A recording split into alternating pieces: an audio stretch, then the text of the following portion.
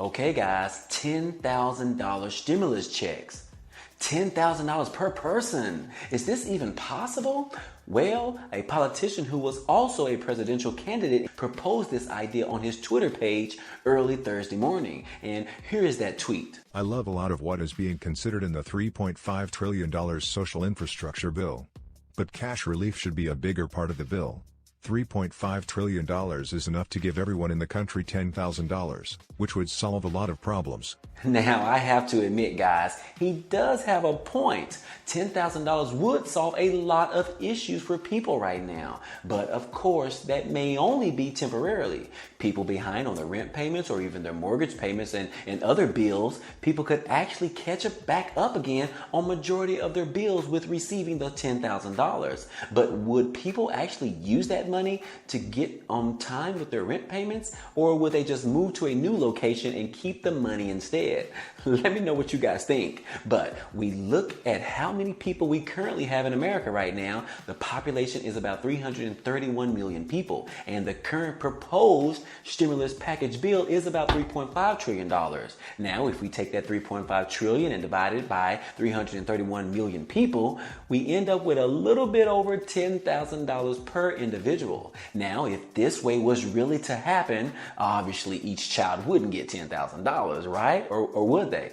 So we know that this statement is hypothetically speaking, but it sure does sound good, guys. Now, Andrew followed up with another tweet about an hour later, and this is that tweet. If the Dems want a lot of grateful voters and recognition, they should include a fourth cash relief check. Would make the whole thing more popular and harder to argue against. And he is right again. The Democrats would definitely win the next if that was to happen. But notice he is calling for a fourth stimulus check to be included in the budget resolution bill. And I think there are a lot of lawmakers that are calling for a fourth stimulus check to be included. Now, this is exactly what Bernie Sanders has been saying all along. Bernie told President Biden previously that he needed to take advantage while he can in order to get things done or done for the American people. Otherwise, your opportunity might not last forever. Do it right now while the Democrats are over the House and the Senate and the presidency. But of course, President Biden has been hesitant on doing such a thing, although he is trying to make strategic decisions as we are all dealing in some delicate times right now. But overall, the idea of receiving $10,000 checks for each individual, for everyone in America, yeah. I could only imagine sales for the majority of stores and restaurants would see at least a 100% increase. It's definitely a huge boost to our economy if that was to happen, which is what we need right now. Now, however, with the shortage of workers and employees, businesses might not be able to handle the increased traffic right now. So, that wouldn't be a good thing, right? But anyways, guys, hey, this proposal for $10,000 stimulus checks was a good one, I must say. But I doubt we will ever see anything of that magnification anytime soon or in our lifetime. But we still want to see a $2,000 stimulus check on this fourth stimulus package, right? Or at least reoccurring stimulus checks. Either one of those is fine, President Biden. Do you hear me? Either one of those is fine with the American people. Now, as we move along, Congress is on the verge of passing two infrastructure bills at the same time. The first part of the bill is the bipartisan infrastructure bill worth $1.2 trillion. The Senate has already passed that bill and sent it on over to the House for their vote. And then we have the second part of this bill, which is the human infrastructure, or the Americans' Families Plan, is following a budget resolution process. That allows the Democrats to pass this bill with a 50-member vote instead of your typical 60 votes. As the bipartisan bill is already in the House with Nancy Pelosi and the gang, she is still being stubborn and not wanting to pass this bill by itself. She is still waiting for the second part of the bill to be passed in the Senate and sent on over to the House, so that she can have a dual bill vote at the same time. Pelosi insists on waiting to pass both bills at the same time. So right now the ball or the bill is sitting in Pelosi's court waiting for a vote. Now, I never thought that I would say this, but Nancy Pelosi is the roadblock right now as far as passing this first part of the infrastructure bill.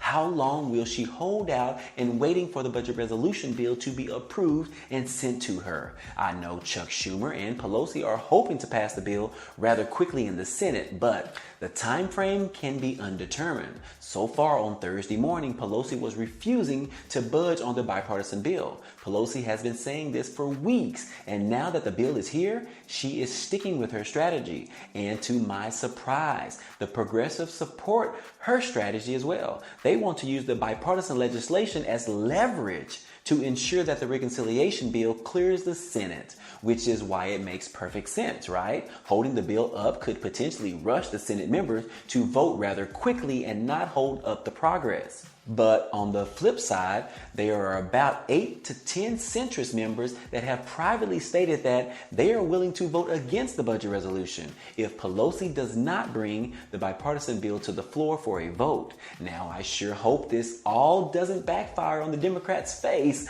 I really want these two bills to pass myself, as long as they do contain a fourth stimulus check. So that's where we currently are, guys, when it comes to passing the second part of the infrastructure bill. Let's see how far the Senate can get this week or this weekend. I will keep you guys up to date as usual. Now it's time to go through our daily news bites. We have been seeing mask mandates pop up everywhere lately. We have been seeing executive orders preventing mask mandates from happening in certain cities. But who would have thought we would see multiple states and cities and large corporations are now requiring their employees to be vaccinated before returning back to work, as well as before participating in any indoor activities. Google and Facebook have already mandated for employees to return back to the office, which means if you you can't return back to the office, which means your salary could be reduced. Disney has already recently been added to that list. A few others like United Airlines, Uber, Tyson Foods, the Washington Post, Delta Airlines, St. Jude's Hospital, as well as Houston Methodist Hospital and other hospitals have all been added to having mandates. And we can expect the list to grow every day, especially as these cases continue to rise astronomically. And speaking of cases, Florida hit another record on Wednesday with reporting more than 24,000 new cases. Also in Palm Beach County, Florida, one kid was tested positive on the second day of school. Also within the county, 51 students and staff members also tested positive as well, causing more than 400 students to be forced to quarantine themselves. I am really afraid for my son to return back to school next Wednesday. I actually told my wife a couple of days ago to enroll him in homeschool learning. Yeah, I'm just afraid, guys. Don't hate me for it. But she reminded me that if we do sign him up for homeschool, that I would have to teach him every day. And I was like, I don't know about that one. Okay, let's rethink this, right? I'm just saying, guys. But in all seriously, guys, I really don't want him to go back to school this soon. But we only have a few more days before it actually goes down. Personally, I don't think that schools will make it that far this year. I think schools will actually end up shutting down again because of this. But I will be praying that if students and children do test positive, that their symptoms are very mild. I feel like our children from pre-K to 6th grade are helpless right now when it comes to the virus because parents allow them to go back to school unprotected without a shot, while us parents that have had a shot continue to work from home to avoid the office and being infected. I just think that is so backwards. If we feel our kids are safe to return back to school then why aren't us parents returning back to work after we've received it? It just makes no sense, guys. But that's my opinion. So, but it has turned into a political circus out there, and I truly hate it. But again, this is our reality. I just wish it was just much different. But enough about me, guys. What do you guys think about this?